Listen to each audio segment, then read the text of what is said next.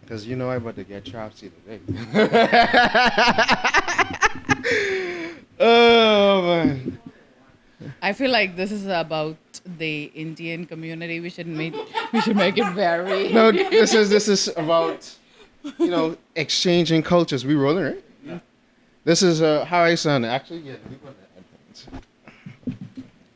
All right, cool. So today is a very trapsy-filled day. I have. This could even be a cold opening.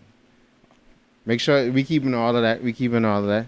But you try style more. Now me come back in style. I can repeat that again. Because see, as the viewing audience, y'all ain't really know.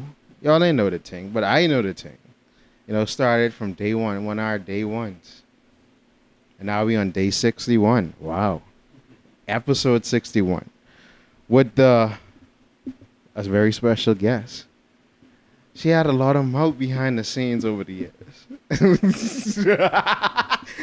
But, this is my Jackson. But you were saying, you met me around the time of when I was starting the podcast. Go on and tell that story. So we had met around the time that you were, I think this was in the works, and you had I think we talked about how to do it and whatever else. Uh-huh. And I think we had bounced off some ideas of what all could be there. I remember doing all of that. And then I think you were like, oh, and you should come on. And I'm like, yeah, but I want you to, get a good feel of it before I come in so that, I could get the full experience. But it wasn't to say, Is this the full experience now? I wasn't trying to style you. Is this the full experience? You have come along. Oh, man. And I've watched the first few, and then I watched a couple in the middle. I know I listened to a few on SoundCloud, so I've definitely seen the progress. You and your friend need to watch Falling in Love Part 1 and the reunion and the Jade was series in between to see what I seen. No, y'all gonna enjoy it. But let's start the show. Yeah, we don't want to do anything to scare your children. That's the last thing we want to do. We don't want to scare anybody. The tourists come over to chill on the beach, but they don't come over the hill where we sleep. We got nightmares and they got fantasies. No sanity, it's just insanity. My mommy hoping nothing happens to me.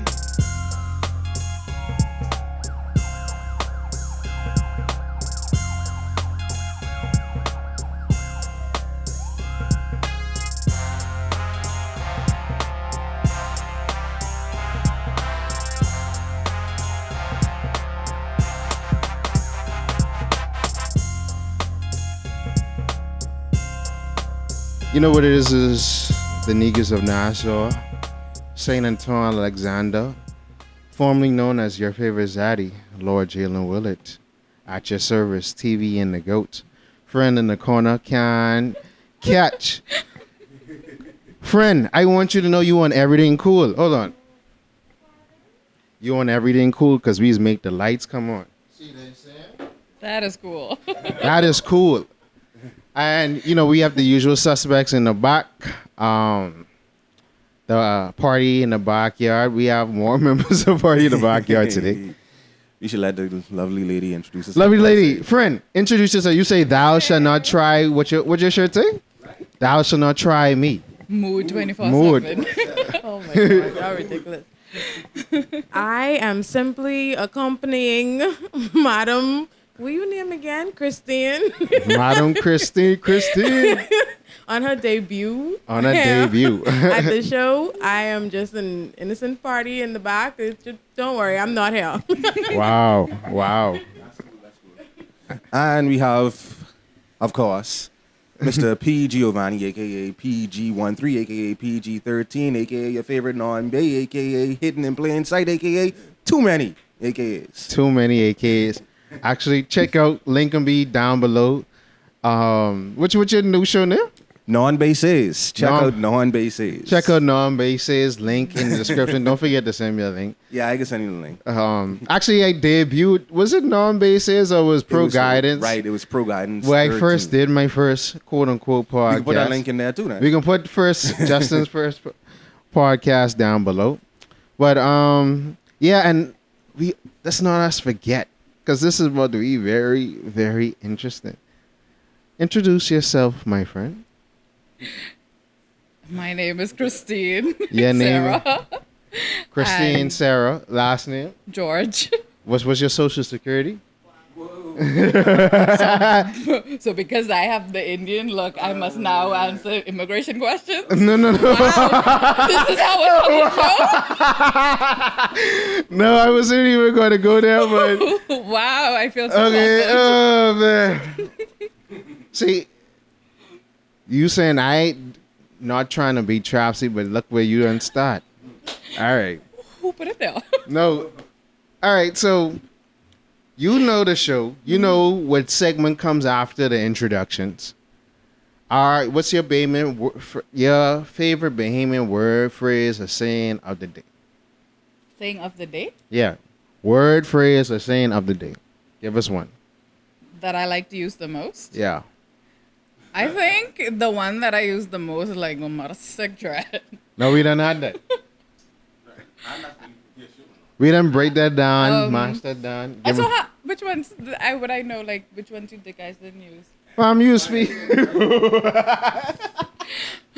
Which Give me one? one. A time I say Mamarasek, I'd be like, bye. Yeah, that's what I say. Like, bye. Okay, give us one what you would like to use but you don't use, or what you heard and just like, oh, I like that. Tings. Tings and tings. Yep. So tings and tings for our international viewers.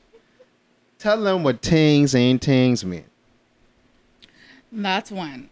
To me, tings means that you're trying to plan something.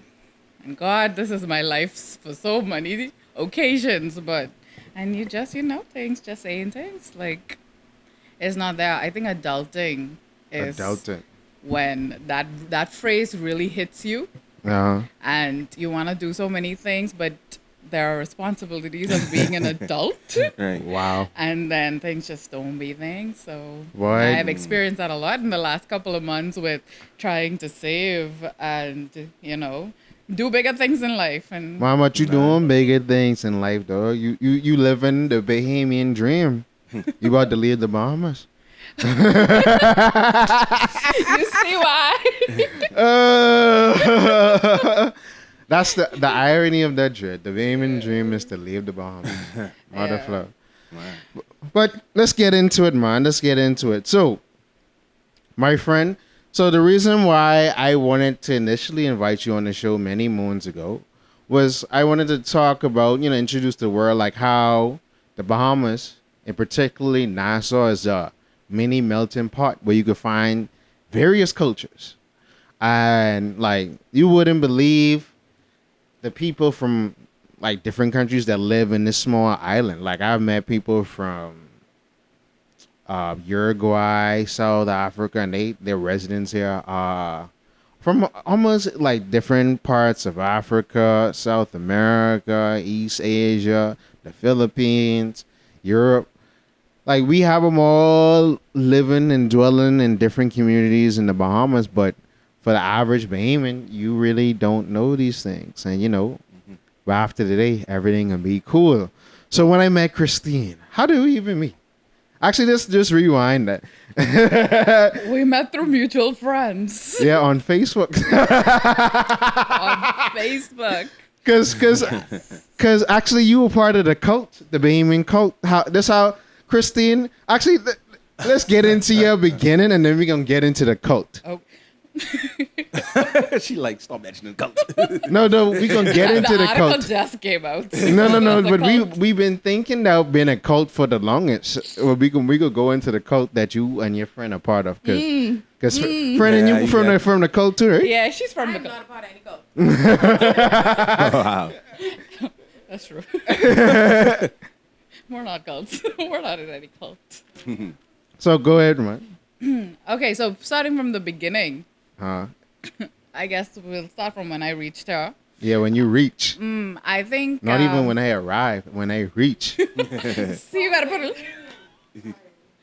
I've been here long enough. I feel like it should just be accepted. But yes, I think initially my dad got a job here with PMH, and we were all living in India. So I was born in India, and I had already started my education, like going to school and everything in India. And grade 3, we stopped it all, and my entire family moved over here to Nassau. And if I could find one word to describe the entire process, it would be astonishing. So it was like, well, mother flip. The culture is so vastly different from what I would have witnessed being in India. Now, I was really young. I was maybe like 8 or 9 years old at the time.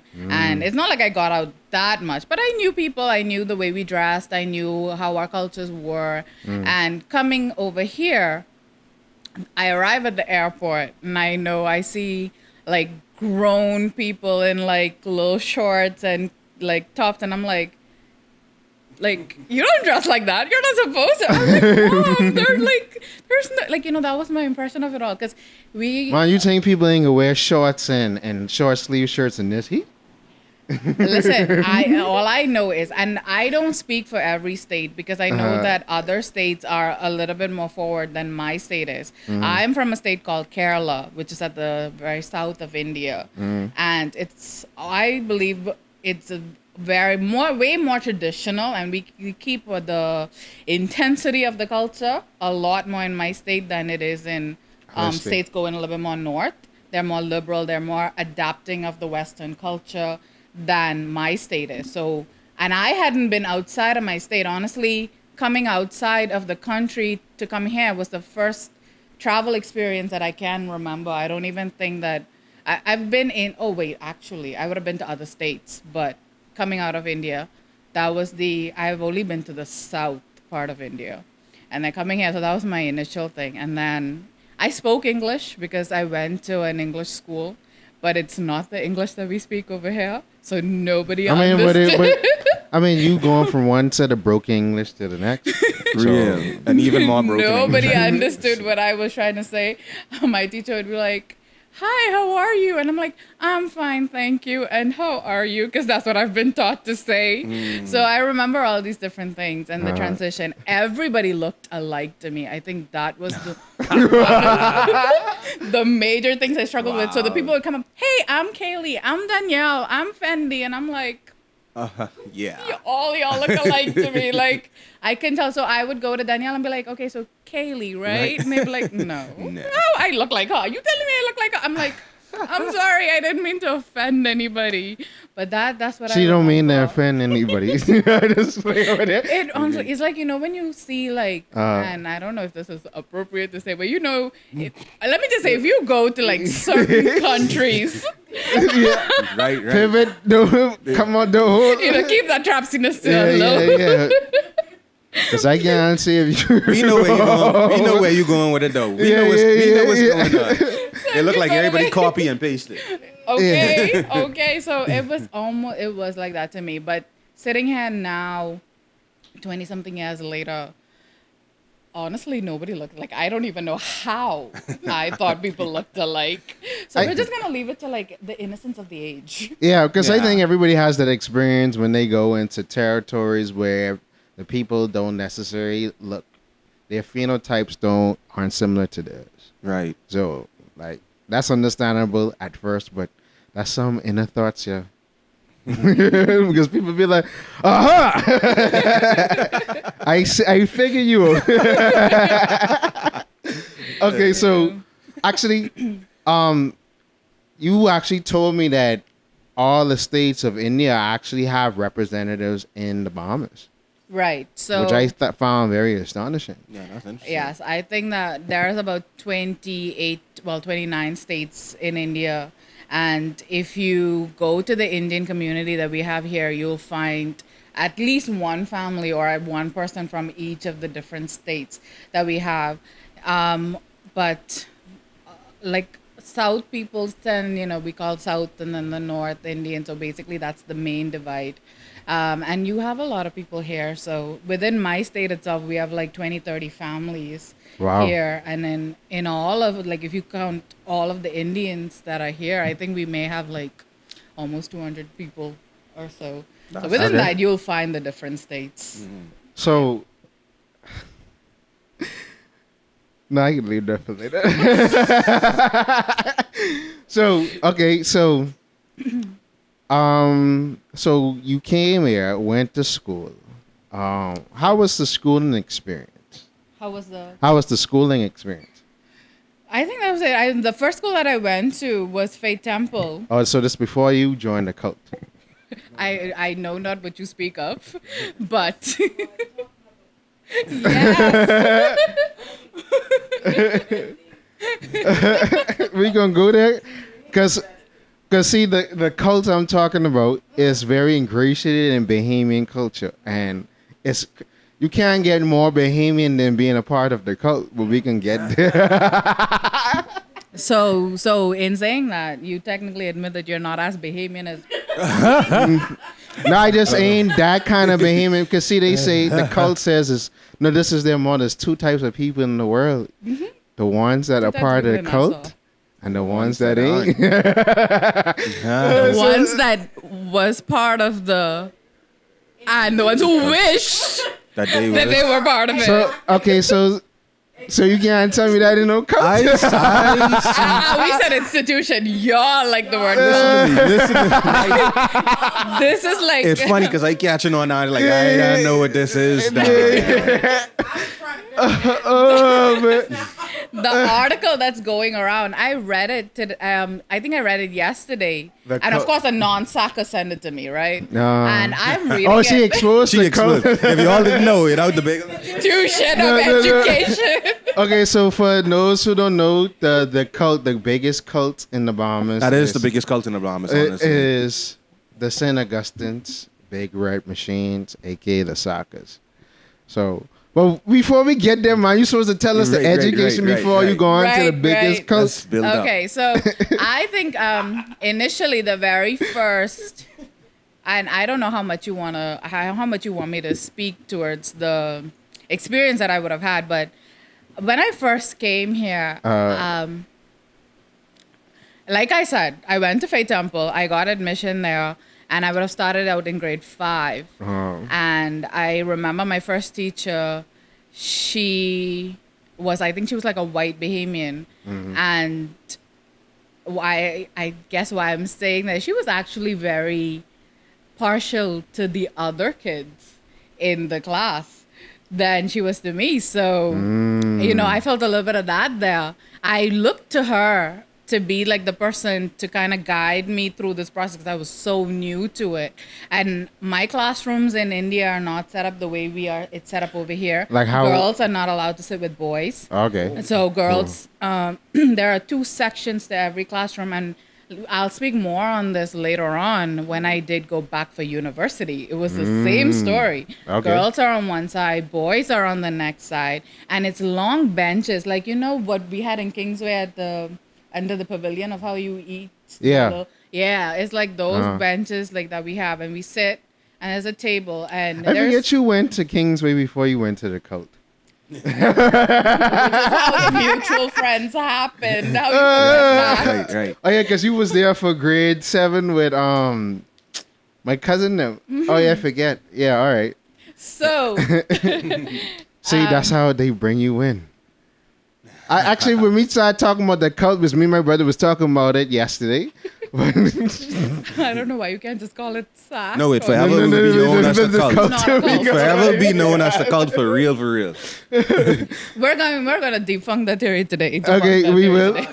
No, but I want to tell the story about their entrance exam and how it is, and y'all can tell me for itself, like how, and y'all have every right to be proud to be this and be that, but We can get into that. Can't tell them nothing now with a certain Olympian being from the Gulf too. And a certain prime minister too. Man. I mean, we didn't tell them go there. Oh, well, okay. So you went to Kingsway. So the difference in classes. Yeah, so I was really surprised when she was arranging us as to how to sit, and I was seated next to a boy, and I didn't know how to act. I was like, Oh, you this acted is not outside? allowed. Like, you know, like I'm not supposed to be sitting next. Like I said, my state is really strict on these cultures and how we interact. It wasn't so. I don't think it's so bad anymore, but back then it was. So I was really shocked. I had guy friends, but we were allowed to interact outside of the classroom, not inside. And there would be talking while the teacher is talking, which is like that does not happen in my school. So I was really, and then I think the weirdest thing was that we call our teachers like by the name and then the word teacher. So my grade 3 teacher would have been like Asha teacher. And we refer to them as Miss or something like that. We don't call the name. We just say Miss teacher, Miss, something like that. We don't say the name. So when we came here, so my first teacher, let's say Mrs. XYZ. So it was like Mrs. XYZ. That's why, and that was like a shock to me too, because we don't refer to names there. Every person on the street is either uncle or aunt. Like, hi auntie, how do I find the place? Or uncle, how much is the cost for this? Like, we refer to everybody as aunts and uncles. Yeah, that's really popular, especially in the southeastern world. Like, you know, even in Japan, everybody has, I feel what the end term is, but san or sama or senpai, you know, is very, very a respectful based culture. Yeah. Like, you know, it's not informal at least. So Yeah, and then my mom was giving a ride to one of her colleagues, and I was like, he said something to me, and I said, yes, uncle, and he just looked at me like, you see how I look? You see how you look? I'm not your uncle. You'd be like, don't be trying to blight anything around here. That's exactly what it was. Right? And I was like, and then my mom had to kind of step in because she understood. Yeah. And she had to be like, okay, this is how it's in India. She's not used to the thing yet. So that's all like the very first experiences that I remember. Trying to get people to understand me when what I was saying was a struggle. The accent was hella strong at the time. I can imagine that. Yeah, it was thick. I think I still have it because everybody says that I still no, do. Because I do speak. You could code switch when you're ready. Like, skill. But yes, so I do speak my language. So whenever I speak English, the accent does come in, I'm sure. But back then it was really bad. So people had to sit and be like, okay, say one word at a time. Man, don't listen to people. Do what you gotta do. See what they saying? But they had to understand me. And then So if they didn't understand, I stay right, man. And then I remember all the girls used to come around and try to teach me like the curse words. You know, that's the first thing you learn the language. That's what people do for real, Dread. No, but especially for real. That's what people And I had a whole lesson, and I didn't know words like, you know, for female and male genitalia. They taught me that Actually, too. see episode of Bahamian Sayings here. Bruh. Insert here. In our society, there are two specific words that will make any Bahamian put a sheepish grin on their face. Would you want to guess those two words? Christian channel. Yeah, exactly, yeah. No. The two words is one, doggy. Wow. And the next one, crabby. They React. don't put no grins on my face. At least not that type of grin. Would you smiling? No. Because I can't believe you just went straight to it, you know. Yeah. That's what you used to do for real. I think that's what they do in every culture. Because like when I went to the U.S. for the first time, they'd be like, "Oh, how you say this in Bahamian? Or how you say this in da da da da?" So it's always like, you know, cultural And exchange. I can't say I'm any better because I remember when I was in St. Thomas, which is the school I was in India, there was an American girl there. And I think her name was Anita or something like that. And we used to say, hey, Aniti, hey, Aniti. Aniti means sister in my language. And we used to tease her like that because her name sounded, and I'm sure when I came here, I finally felt what she would have felt. She always used to suck her teeth and be like, leave me alone. I mean, that's how it be, though. That's how it Yeah, be. and I really felt that when I came here. And I used to be a little bully, so I got that right back. Okay, so you went from being a bully in primary school So and you had a Being short, bullied. and then you had a short, you had a transitionary period, and then you went to the monastery, the hills, the byways. On it's almost like you see the cathedral on the top of the hill, and in the valley is where you get educated and programmed. Which is so Why? funny to me because honestly, when I was in grade 6, see, my mom also worked in Faith Temple, and the bully in me hadn't completely left, or like the rebel in me hadn't like completely left. So I would get in a lot of problems, and the friends, like the people that I would get in fights with or something like that, would like run up to my mom and be like, "Oh, she did this to him." I remember there was this incident where I missed and scraped a boy, and they Wow. ran up to my mommy, and then mommy came home, told my daddy she's getting in fights, and obviously I got beaten for it. I'm like, it was self-defense. Hold on, your mom. Oh yeah, your mom was at Faith Temple, but Yes. So initially, when we wrote the grade 6 exam, I knew that coming into St. Augustine's, there was also an Indian teacher there that was very close with my family. And I'm like, I'm not about to do this. I want to go somewhere where I can just be another girl, not somebody's daughter, or not somebody's like relative or anything like that. so you mean to fail the test for the cult? I can't say I didn't try much. I just went there. I wrote what I could, and I didn't. I was very happy when I got So the hold little on. thing. So okay, so you mean not to pass? I didn't want to. I didn't. But how wanna you go got there. back in a year later? So About to come out. now this See, is when they where- take a hold of you, because I get to do the same thing like what you did, but So I went to Kingsway, like you know. yeah, like I did. So for grade 7, I went to Kingsway, and my parents were very disappointed and upset. They just wanted me to go to the best school in Nassau. So, There it is. There it is. so they said, "This is not happening. You're not staying in Kingsway. You're doing well, but like that's not what we want for you." And they made me go through the process again. Also, you could take. I didn't even know you could take a second entrance exam. Yeah, so she got On so as the well. so the cult was like, y'all ain't make it the first time we want y'all. Cause see, actually, let me stop right here and tell y'all, going to SAC, I was telling my brother because he never took the exam, but I took it. I went to a crappy primary school, and then my mom wanted me to go to Kingsway. But to go to SAC, they gather all the best and brightest from every primary school in Nassau. They make you come Saturday morning in your uniform, and you take the exam with your school. And there's many schools. It's almost like a college orientation. And they have their prefects vetting, you a soccer? You a soccer? How you could be soccer if you come in to take the exam? You won't be the soccer. No. They I putting talking the about energy in the air. they vetting already before you even know you pass. Right. They putting Oh, that, so that exactly. energy out there. They putting the energy out there, and then if you make it to SOC, you get a letter to say congratulations. It's not a letter. It's You- a big fat envelope. Let's say. Excuse me. It's a big fat envelope to say you and been invited to the world's best cult. Right. And then you come and you be trained for 6 years, and for eternity you saying, "Hey, red or nothing, soccer's or nothing." And tell you people 75 and almost close to the grave, saying you used to go to SOC. You used to go to SOC. Now you tell me. We'll Let me get get a link that very- in the article below. You tell me what that is. But we about It to. means that the school has a certain standing in the country. It is widely recognized within the country, and it opens opportunities for you because they know the quality that you possess. Okay, and I don't think that's cult. Okay, but That's the say world. your slogan. No, say your slogan. There's two people that exist in the world. Finish it. The ones that went to SAC and the ones that wish they did. All right, and you know why they wish they did? Uh-huh. Because of the opportunity that they're not presented with, maybe. So I don't know. The All you have to secret do is order. take the exam. And like, what that have to do with us being a cult? Like, I really don't understand. No. What? Listen, your viewers, y'all decide. We about to take a quick break and come right back. Y'all decide. Next time on Erryting Kool.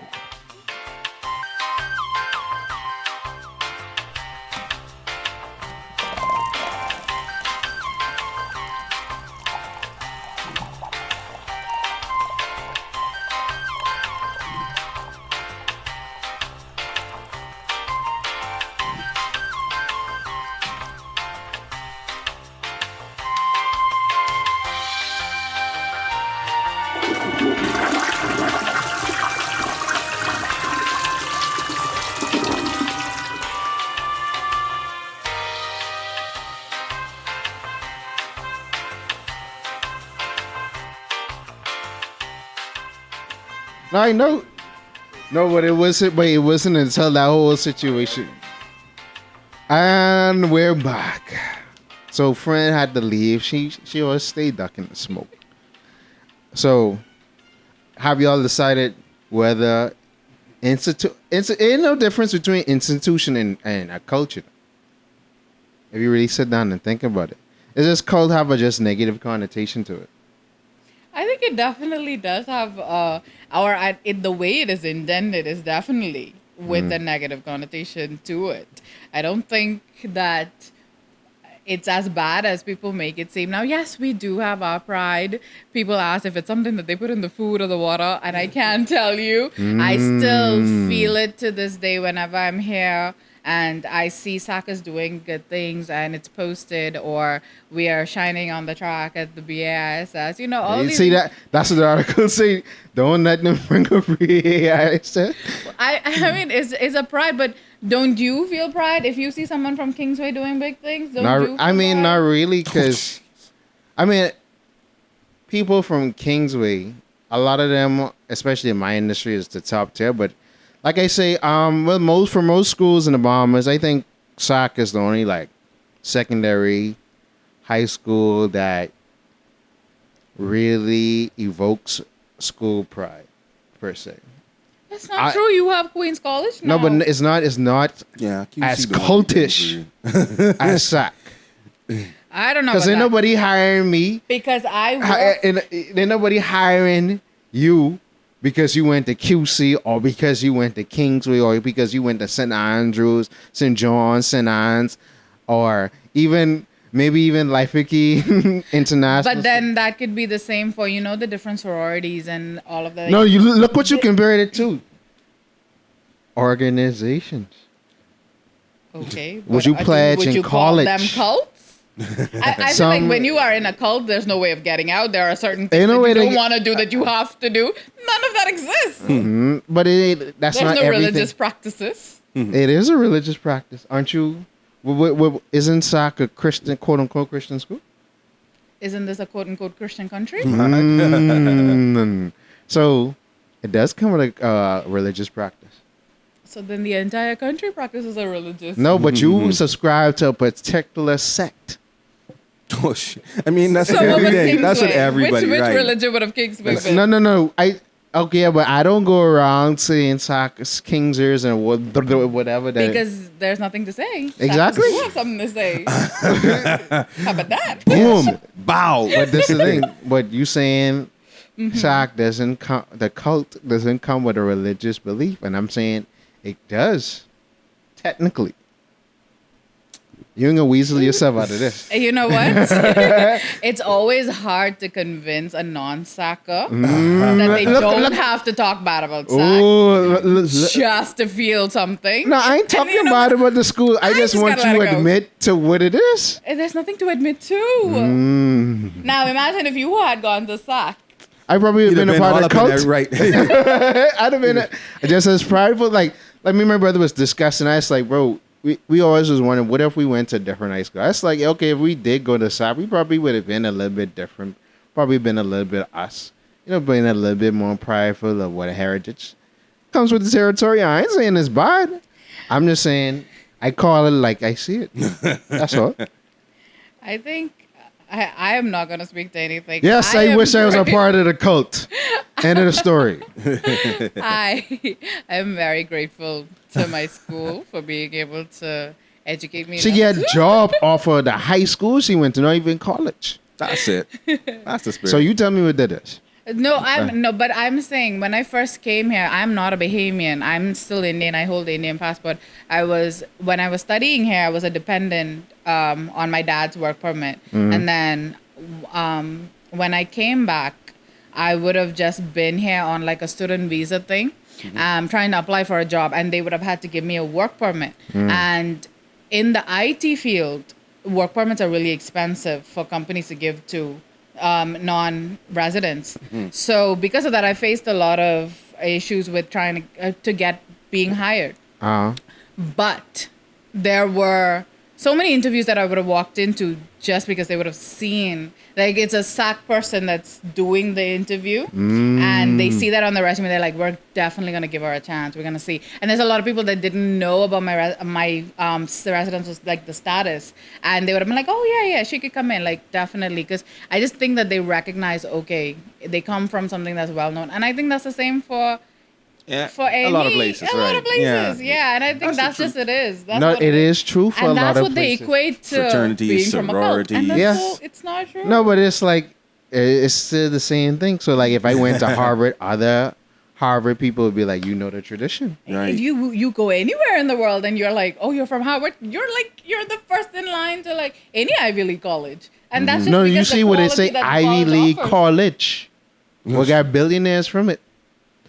People, you tell me what it Okay, is. so it's an Ivy League school of the Bahamas. So of why the can't we Bah- just say that? We have other, we could say it's just there's a list, SAC. It's just on the top, Okay. So followed by the rest.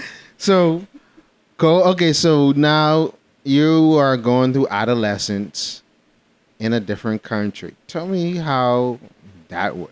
Okay, yeah. So by the time I got into St. Augustine's, I was pretty well adjusted to the culture and the language and everything. But How you spell culture?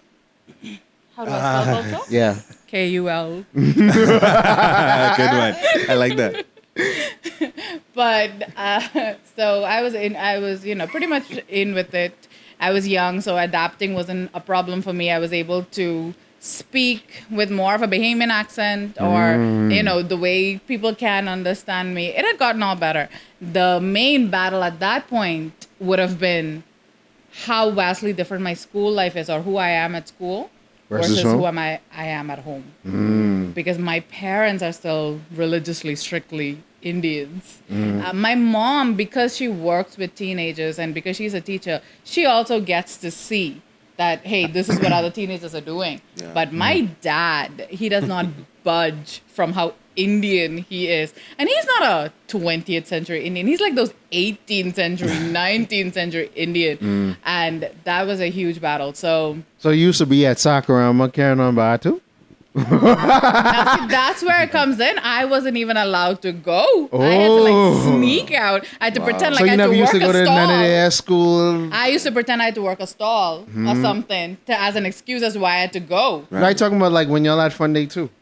Fun day and all, it's like regular school days. Right. So it's not like my dad really knew that where I was going was like a fun day. What happened there? So it wasn't too bad with trying to go. Anybody for who those have things. pictures or video of Christine from back in the day, send it to me. Fine. The original people never Those don't get exist. gmail.com. I've been living my life on a DL from like a very young life because of who my parents are. Okay. So I've always had to make sure that whatever I did, it's not something that ever would reflect badly on the Indian community, as well as on my parents. Because once something gets out, that's the entire community looking to my parents like, why haven't you raised this girl right? And that was not a position that I was ever willing to put my parents in. Now, did that stop me from being it?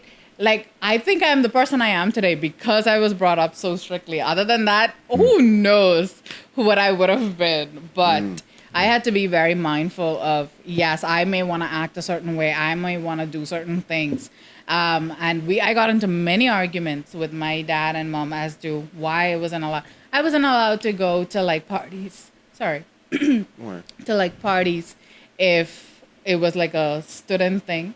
I wasn't like, if I had to go somewhere, there was a trusty parent that my parents had that they trusted and thought that had the same value with which they brought up their kid as my parents do. So if she went, I could go. It was things like that. Right. And it was really I think that's hard. just basically typical, like, because I feel like coming up for me, it was like that. No, minus the whole cultural, I would say, the Aspect of it. cultural pride of it. But the whole, I guess, heavily parented, heavily guarded, being, what's the word I'm looking for? Not closed-minded. Protective? Not protected. Sheltered. Sheltered. Yeah, the heavy sheltering. Oh, you can't do this or that. So I think that's a commonplace thing for a lot of kids growing up, especially like in a very conservative society. I mean, definitely, because even the friend circle that I would have had, they didn't face as many restrictions as I did, but they definitely had a few that we related on and things like that. But that's where my Indian friends, really came into play. We went. There's a lot of Indian parties that happen like every weekend, especially back then. And I had like this really best friend that I'd come here and we'd immediately clicked. And I would always call her like, hey, are you invited to like this party at this place? And she'd be like, yeah, we're coming. I'm like, okay, let's plan to come at the same time. And we would go. And then that's where like we would exchange our community, war stories. Society within a society. Yeah, how we were surviving at school and how everything was going on. So I had like Indian friends and then like Bahamian friends and like, and we have a lot of community things like, everything is almost celebrated. So my state, like today's Onam, so I would have sent you this thing with the food on the leaf. So it's like today is like the story is that there was this really generous king, and he would have on a particular day he would have like gone out and fed the different poor, like the poor people and everything. And so we have like there's a whole festival and it's called Onam. It's just my state. So things like that we would get together on. And then the more popular ones that the entire Indian community, not just my state, like from every state, like Diwali and Holi, which is the festival of colors. Diwali is the festival of lights. And we would come together for all of these different things. And, we would have a good time. So we had those. And then I think church was mostly where I would have been introduced to like different Bahamian cultural food and things like that. Okay, right. That's dope. So you graduated from the cult, and then oh my gosh,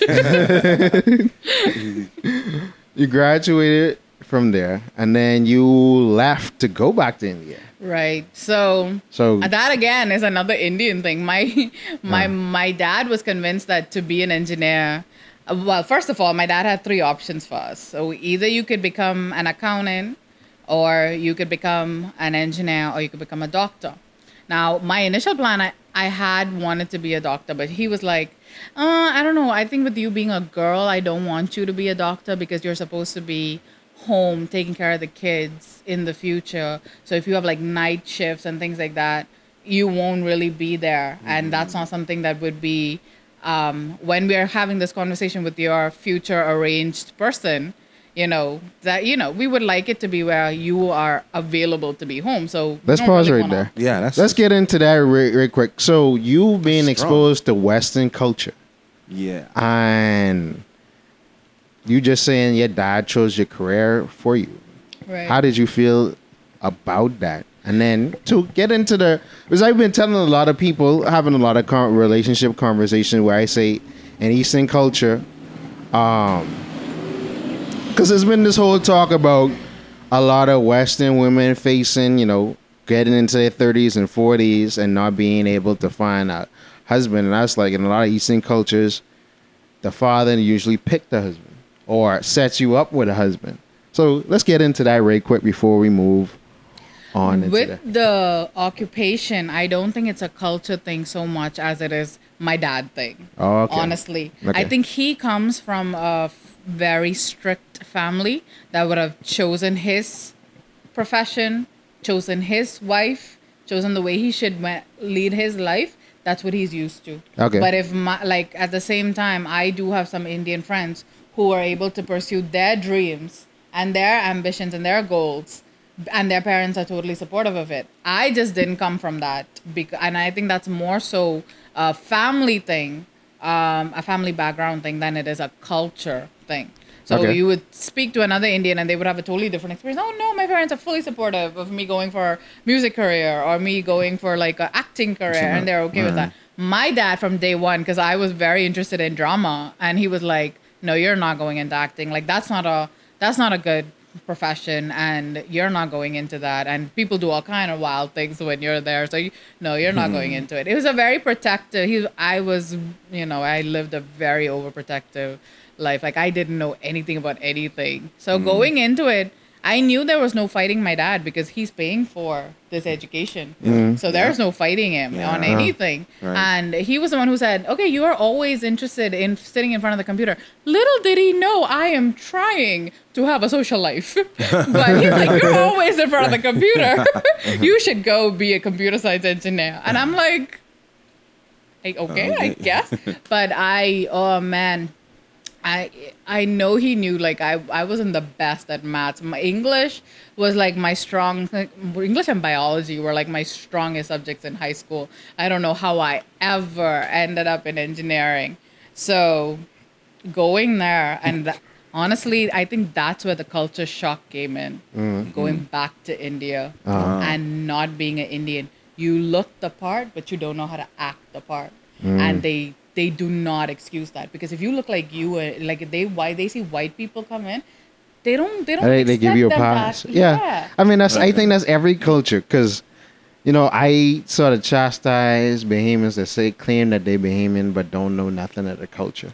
Right. So and I get that. Man, I think that's where I really faced. It was so much more forgiving when I came here than when I went back. Because they was like, you've been westernized. And it's not, no, but it's people who don't know. I think my family was more forgiving of how like when I first initially went there, and this is why I chose this outfit today, to be honest. I used to wear like the little shorts with my pants, right? And I would walk down the street, and the people going by in the buses would give you like these little whistling sounds, and like, you know how we do the little cat calling, but on like a really degrading level.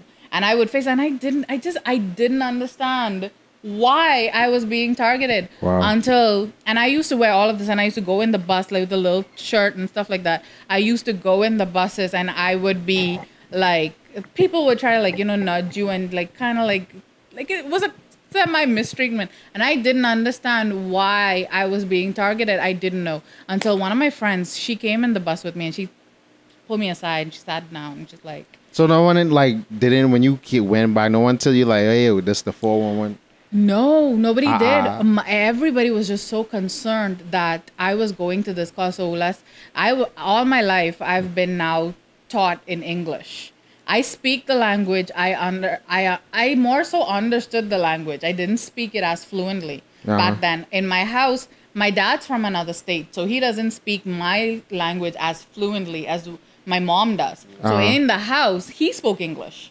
And my mom spoke English because she works with students. So everybody just spoke English. Nobody really spoke our language. I more so heard it when we went to these little gatherings that we would have and things like that. So I could understand, but I never really spoke it. So everybody was worried about how am I going to, understand the lessons that are being taught in the class. So everybody was trying to prepare me for that. Nobody tried to prepare me for how you should look and dress and things like that.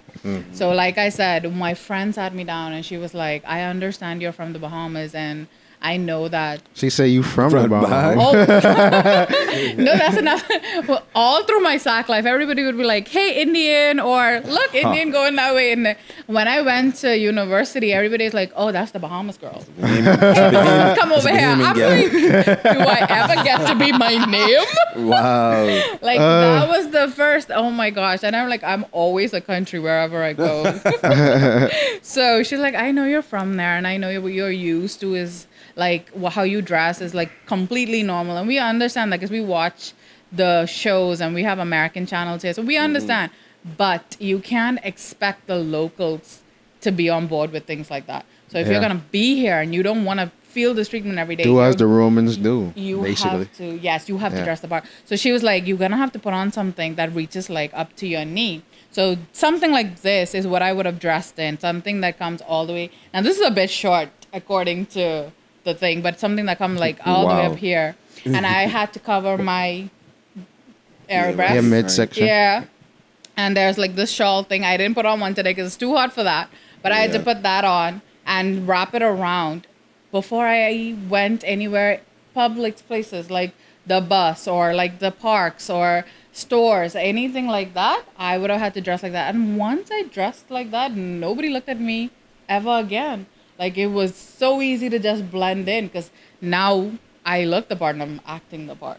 So it was okay. And once I learned how to dress and how to talk my language fluently, it wasn't so bad. That's the first time I actually felt like I never stood out, because here, wherever I go, I'm automatically noticed for the hair, Your or the phenotypes. complexion, Yeah. Right. yeah, or anything like that. So I'm always whatever it is, I'm a foreigner when I come here. But that was the first time I had that experience of not being an outsider. Okay. Yeah. So tell us about well, let's go back to when you had to come back here and living there for a while and having to Come back this way. reingrate yourself to a culture that you. How long ago you? What's the length of time that you went since you left from high school, went back to India, and then returned? Right. So Like- I left in 2010 and I came back in 2017. Okay, so 7 whole years. Yes, man. So So- that's almost like you have to hold on. I remember, so it's like this is that. Oh, I never used to drive when I came here. I was lost. I knew the little area around my house. I knew how to get to Sac. I knew how to get to my best friend.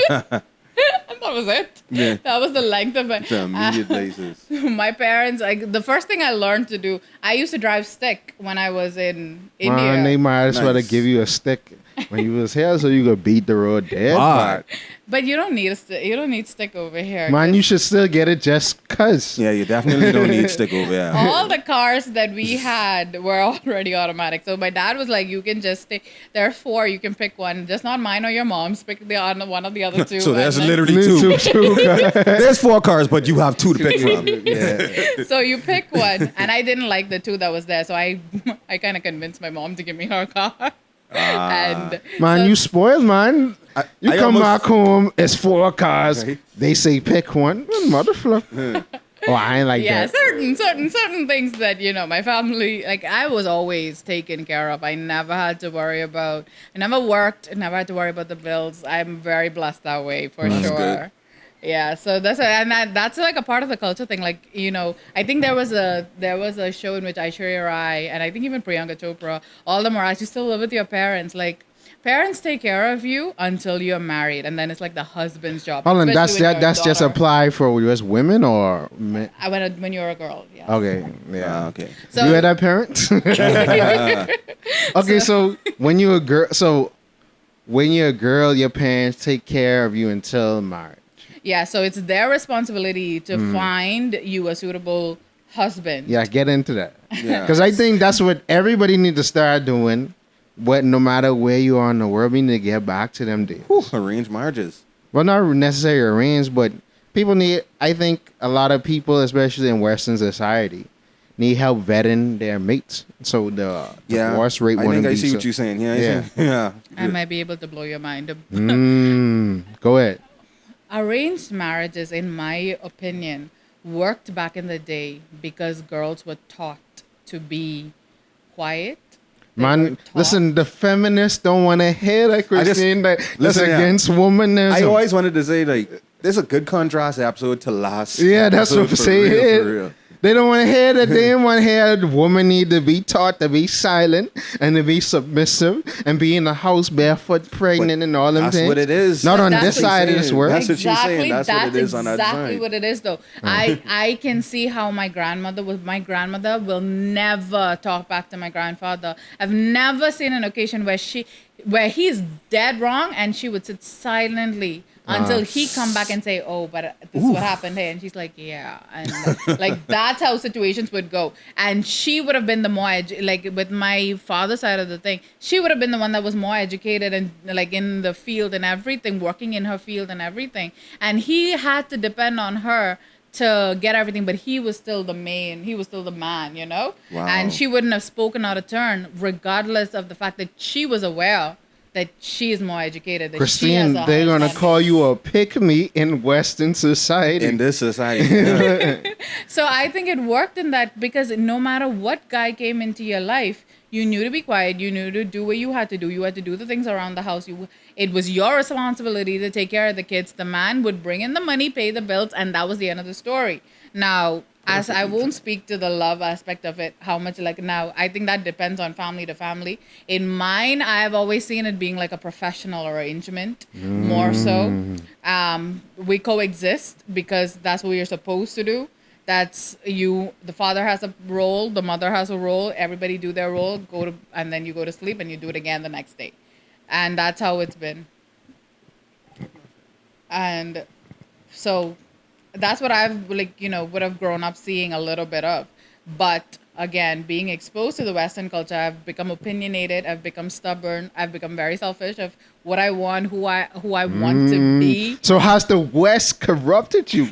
Well, I'm still single, even though my parents have very, very adamantly tried. I have had multiple marital profiles created in my name. My uncle, my grandma, my grandparents, a lot of them tried to bring in a lot of guys. I've had to talk to a bunch of them, and I would have turned off every last one of them that came my way because of who I am. It wasn't a purposeful thing, but I'm not about to be quiet and do this and do that. I'm like, it's a partnership. Like, if you in it to be with me, to have all the modern and West, like I feel like I know why I feel like the guys of the Management of Red and the Red Pill Society. So you saying that Western culture has made you open-minded, but it's made you less prone to getting married sooner because you want to be an independent woman.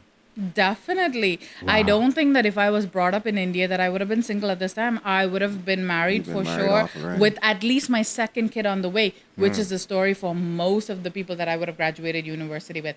They were married from the last year. Some of them married as early as last year of a 4-year career as a university student. Some of them are married from then, and most of them have like first or second kid by now. So okay, Christine. So I like that you brought this conversation there because this sort of piggyback off of our last part, and it piggybacks off a lot of things that is happening on the social, like in social media, and the different discussions. Yeah. So social, you see it as a bad thing to be married early? No, definitely not. If it is with the right person and if you are comfortable with it and you know for yourself this is what you want for yourself, then marry at 18 and it doesn't matter. Right. But it'll have to be right for you. Okay, so you think... because I think it's always an inner conflict struggle to balance between, especially for women today, I want to be the independent woman and... I get my degree, get my own money, blah, blah, blah, blah, blah. But what they're now realizing is as the more I become more educated, the older I get, the more money I make, the smaller the dating pool becomes. And, or it's harder for me to maintain certain types of long-term relationships. So now everybody's like, well, you got to become more traditional and less masculine and more feminine and things like that. So you were somewhat like the gut equator because it's like you from a culture where praises that kind of woman, but then you've become more so the modern woman and you still have access to, hey, I can tell my dad if I want someone, he can find me one now. But the women in the West don't have that privilege. Like, really? I think, again, now something with my culture is that there's an age limit to this. So I heard like in parts of Upper Asia as well. Yes. So as long as the girl is up to 25, you can get married like that. There are guys lined up. It's fine. But 26 and up, you're almost considered too old. So now the men that you get are... maybe they're divorced or maybe they're not as qualified because they believe that they don't have to be because the girl that they're marrying is no longer that age. I forget what they call them in Japan. I think the Forsakens or the something like I don't think we have a name or anything, but it's just the general outlook of how they look at girls like me at the age of 27 and still single or not married, and they would look at you like, you're not really, you're like, you're past the age. Like, you would more so be suitable for somebody who's already divorced or, someone who's just like in the age and hasn't gotten married yet and they want to marry, And so especially being so open-minded now, huh? Be like, you haven't been taught already. You're not very traditional. You're not, you've been influenced by the West too much. I ain't like for those viewers out there. No, Justin is not going more in the manosphere type topics. I feel like if they would watch this, I debunked a lot of things over the last couple parts, but this is great. So okay, so you move back home. Actually, this is a good point to bring up. Nah, I ain't gonna bring that up. So you move back home because I was, and you found work, and now, so how adjusting back was just. So now, in the last year of living there, I was actually working, and I had fought with my family. My grandmother, like, I had these rules that I had to live by. I had to be home by 6 o'clock. 6 in the evening. I wasn't allowed to really go out to. Over here, you mean? No, in Over there. India. Oh, Yeah, okay. I wasn't allowed to really like. They didn't not allowed, but they didn't like me going to like movies and things like with friends and things like that. And for every time, I would have to call my parents over here and be like, "Hey, can you talk to Grammy and say I could go?" Like I was 22, 23 doing this, right? Wow. And it was getting to a point where I was like, okay, you know what? This doesn't make sense anymore. I need to move out. So my family does have a home there. I was just living with my uncle because girls are not supposed to live by themselves. Unmarried girls are not supposed to live by themselves. It's not good for it's not good for society. So when I moved in, it was a big thing in my community, like in the residential area that I would have been from. My neighbors were not pleased. Everybody talked to my dad, do not do this. Like when marriage proposals come and they find out that she lived by herself, a lot of the proposals are going to be lost, or you're not gonna get a suitable match for her because she's lived alone, and people don't trust that. Like, you're living by yourself. Who knows who's been in your house? Who knows who, like it's those kind of thoughts. Yeah. So I was like, You're just supposed to complete rebel. I was just like, I can't deal with it. I'm gonna go. And once I started living by myself, it was really bad. I would get out of the house like at 2:45 to go for like a movie, come back. So neighbors knew it was bad. But I was by myself. I was doing my thing, and I was in that space of mind. Freedom, right? And then coming back, now I'm coming back to West. Now I'm coming back to my parents, who remember me as the girl from grade 12. So it's like, you can't go anywhere. Right, Where you going? Where you think you're going? What is driving anywhere? No. Oh, man, Christine come back, big veteran. I was like, what do you want me? And then I remember one day I was out and my dad called me around 10 o'clock. It's 10 o'clock. Like, why are you still out? Like, you need to make your way back home. I'm like, really? I'm was a grown I was woman, like, right? wow. He's in the West. Oh, the West have taken my daughter. You could imagine how much people have been freaking out. They had a 6 o'clock curfew over here. We do have a 6 People that lose their Man, minds. that's what I feel like now. People be losing their minds. Oh, man. Wow, that's coming back. That's deep. That's deep, bro. Like, I think you realize, because in my mind, I'm just like, babe, I have goal right now, dog. Like, all these conversations I've been having, she just proved all of it just in one part. This is the podcast. This is the podcast. This is the episode. Y'all need to watch this. Watch this. Y'all need to episode. watch this episode. I mean, wrapping up, we could conclude that the Bahamas slack. The Bahamas, no, it's the West, bro. The West The slack, West bruh. is slack. The West corrupted her, bro. I ain't gonna say no I wouldn't particular. say corrupt. It's the Then West. again, some Eastern cultures really intense too. Yeah. She was explaining. No, but according to the Eastern cultures, the West has corrupted her. It's the West. the West lit, man. That's all. But with everything I said though, my parents have really come a long way because now it's not so bad. That's and they don't really say too much to if guys come to pick me up or something along the lines like that. No, but they'll follow your car. Though.